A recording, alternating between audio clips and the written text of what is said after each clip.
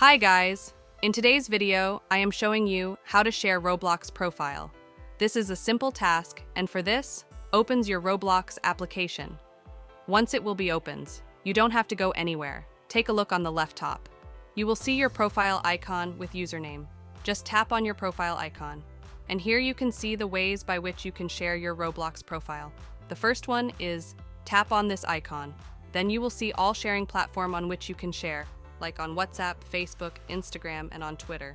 But if you don't want to send the link, then tap on this QR code, which is on the left bottom, and here is the QR code of your Roblox account.